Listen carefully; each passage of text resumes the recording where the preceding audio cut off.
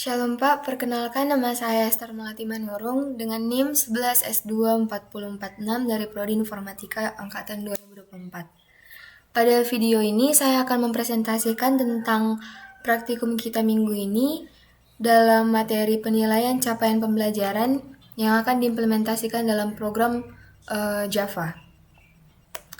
Baiklah, adapun studi kasus pada praktikum kita kali ini yaitu adalah diberikan sekumpulan nilai bobot yang mewakili bentuk penilaian yang disimbolkan sebagai berikut. Di sini nanti ada PA yaitu partisipatif, kemudian ada T itu tugas, K kuis, P proyek, UTS itu ujian tengah semester, dan kemudian ada UAS ujian akhir semester. Dan kemudian kita di sini mendapatkan grade yang diperoleh menggunakan nilai akhir dari aturan berikut. Nah, di sini bisa kita lihat rentang nilai. Semisal untuk grade A, dia itu rentang nilainya jika sudah mencapai 79,5. Dan untuk AB itu 72 dan sampai E. Selanjutnya, tentukan nilai capaian yang diperoleh apakah sudah tercapai atau tidak tercapai. Dengan syarat tercapai itu jika nilai capaiannya itu sama dengan 49,5. Jadi jika nilainya itu nanti 49,5 ke bawah, maka nanti itu capaiannya itu tidak tercapai. Kemudian ada pun latar belakang dari praktikum kita ini, yaitu yang pertama adalah penilaian capaian pembelajaran mahasiswa perlu sistem yang terstruktur. Kemudian yang kedua, setiap komponen penilaian yaitu seperti tugas, proyek, kuis, UTS, dan UAS dan partisipatifnya itu punya bobot yang berbeda-beda. Kemudian program ini dibuat untuk menghitung nilai akhir serta capaian sub CPMK secara otomatis. Nah, adapun tujuan dari program ini adalah yang pertama untuk menghitung nilai akhir mahasiswa berdasarkan bobot komponen yang sudah ditentukan tadi. Kemudian yang kedua memberikan nilai untuk setiap subkomponen capaian pembelajaran. Kemudian yang ketiga menentukan status capaiannya itu tercapai atau tidak tercapai. Dan yang terakhir untuk menyediakan output terformat dengan desimal titik sesuai dengan yang diminta pada Delkom.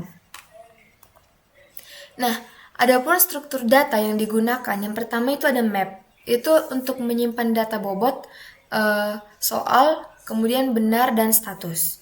Kemudian ada list, itu untuk menyimpan target capaian dan sub CPMK dari si mahasiswanya. Kemudian ada hash map, itu untuk memetakan komponen utama, ke nama lengkap, subkomponen, dan relasi. Kemudian ada collection sort, itu untuk mengurutkan daftar target dan sub CPMK-nya. Adapun alur input dari program yang saya buat, itu yang pertama ada input tentang data bobot komponen, yaitu ada tugas, proyek UTS, UAS, kuis, dan partisipatifnya. Kemudian ada data soal dan jumlah benar per subkomponen. Kemudian ada pemisah input dengan garis 3 seperti yang ada di sini. Nah, kemudian ada input yang kedua, itu nanti untuk relasi antara target capaian dengan sub CPMK-nya. Lanjut kita tentang proses perhitungan. Nah, adapun proses perhitungannya yang pertama, kita akan menghitung total soal per kategori. Kemudian kita hitung soal dan benar per subkomponennya. Lalu konversi ke skor dengan rumus, skor sama dengan benar per total soal sub kali maksimal skornya. Lalu maksimal skornya itu nanti sama dengan total soal sub per total soal kategori dikali bobot. Nanti setelah itu akan simpan hasil ke nilai subkomponen dan maksimal nilai subkomponennya. Nah, untuk perhitungan nilai akhir itu adalah jumlah dari semua komponennya yang akan kita hitung nanti. Kemudian nanti grade-nya itu akan ditentukan dengan interval sesuai dengan modul yang sudah saya jelaskan tadi di awal. Adapun nanti output program yang diharapkan, itu yang pertama target capaian per komponen, yang dimana nanti ditampilkan untuk setiap target yang diinput oleh si penggunanya. Kemudian yang kedua, hasil penilaian per komponen. Nanti di hasil penilaian per komponen ini ada isinya yang pertama, nilai tiap subkomponennya, lalu yang kedua, total nilai komponen. Lalu yang ketiga adalah nilai akhir dan grade yang dicapai oleh si mahasiswanya.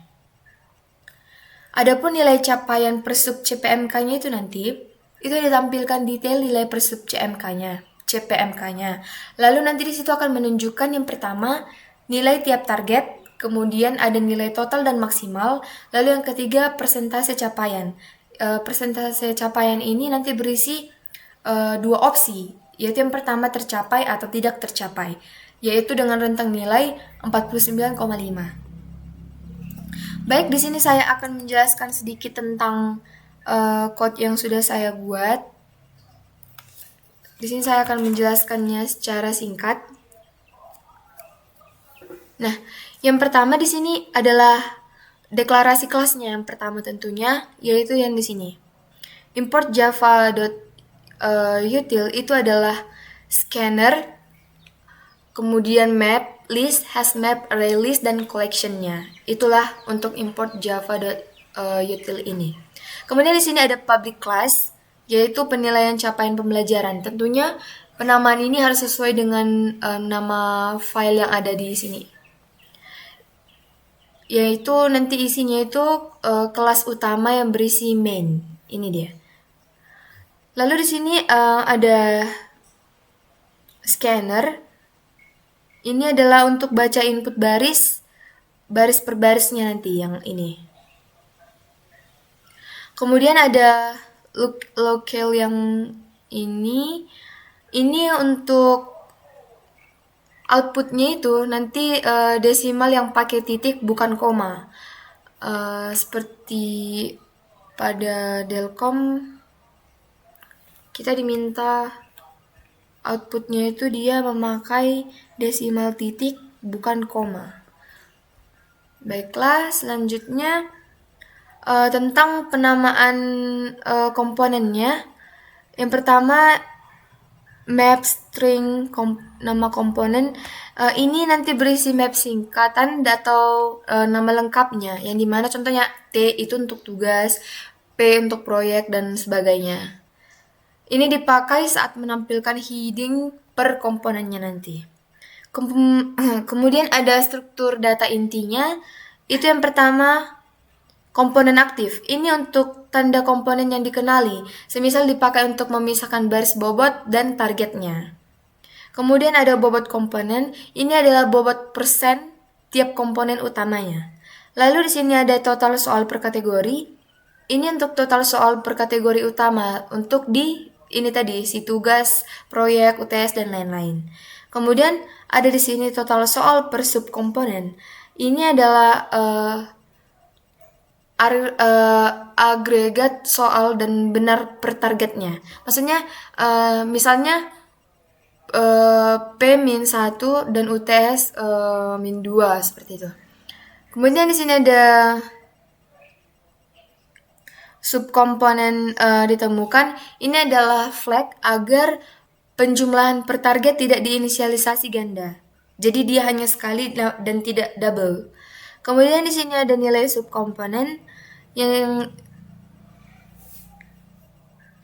nilai subkomponen dan juga maksimal nilai subkomponennya ini untuk nilai hasil hitung per target, yaitu aktual dan juga maksimumnya. Kemudian ada daftar target. Ini adalah list semua target. Misal seperti tadi P1, kemudian UTS 1 dan seterusnya. Kemudian di sini ada daftar sub CPMK. Ini adalah list sub CPMK. Misalnya sub CPMK 1 seperti itu. Kemudian ada mapping CPMK.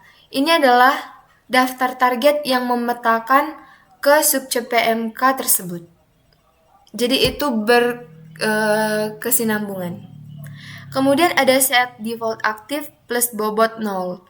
Nah, di sini akan terdapat loop yang dimana semua nama komponen .keyset yang ada di sini. Ini adalah untuk menandai tanda aktif dan bobot awalnya itu 0. Nah, kemudian nanti itu juga untuk memudahkan saat membaca bobot tanpa NPA-nya. Nah, kemudian di sini ada input pertama sebelum garis 3 yang ada di sini. Nah, nanti kemudian akan ada juga total soal per kategori, kemudian ada total soal per subkomponen, dan ada total benar per subkomponen. Lalu ada juga input keduanya setelah garis 3 tadi. Nanti di situ ada jumlah baris yang berisi daftar target .size, dan juga nanti ada hasilnya yang dimana tiap sub CPMK punya list target yang berkontribusi. Kemudian ada menghitung nilai per komponennya. Sebelum itu juga ada tampilan target capaian, dimana bisa kita lihat di sini hasil pencapaiannya bisa itu dalam bentuk string, yang dimana urutan komponennya itu harus dari kuis duluan, kemudian partisipatif, kemudian ada tugas, UAS, UTS. Oh, ini proyek. Langsung saja ke hitung nilai akhir. Nanti di sini kita masukkan grade-nya itu sesuai tadi yang diminta pada modul. Dimana ketika dia 79,5 itu grade A dan seterusnya. Nah, di sini juga terdapat scanner.close, yang tentunya adalah tutup sumber inputnya dari si penggunanya. Langsung saja kita coba untuk meng-run apakah kode ini berjalan.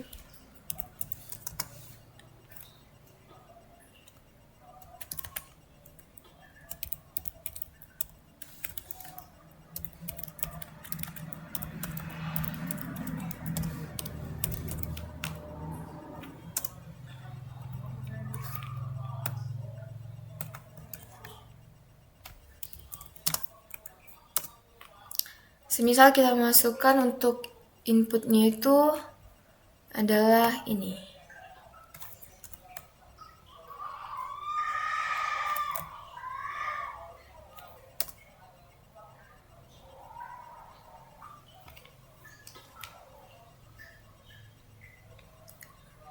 Nah, untuk inputnya tadi, seperti yang sudah saya jelaskan di awal, itu terdapat dua input. Yang pertama adalah ini, lalu inilah yang membatasi input pertama dan input keduanya. Lalu inilah dia input keduanya.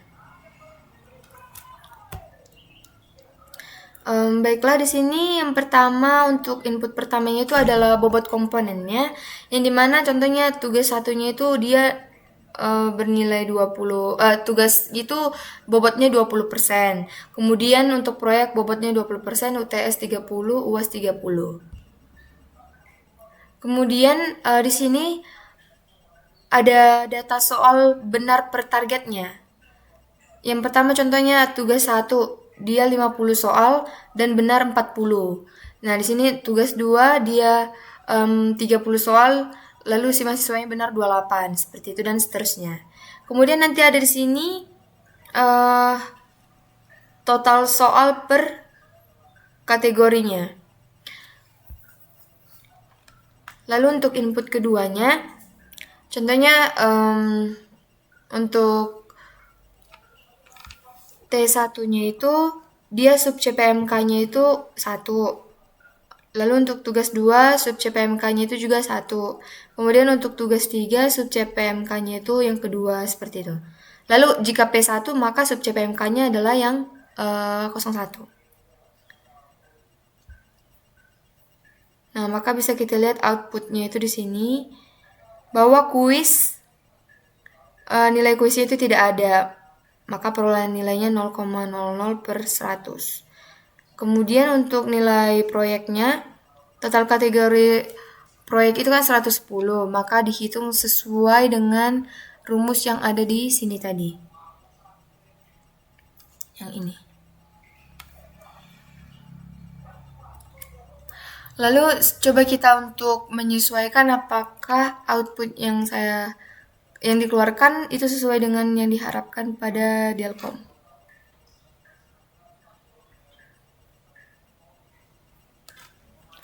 Misal kita ambil yang intinya contoh status capaian sub CPMK 3-nya itu tercapai. Dan seterusnya. Contoh nilai akhir. Kita cari nilai akhir. Oh ini.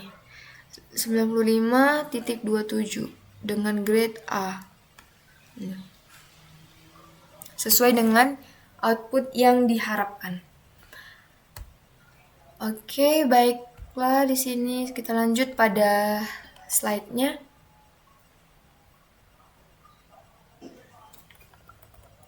Nah, adapun kesimpulan yang bisa kita ambil dari praktikum kita dan juga dari code yang sudah saya buat, itu yang pertama, program berhasil menghitung nilai capaian pembelajaran secara otomatis, yaitu tinggal kita masukkan input yang pertama dan yang kedua.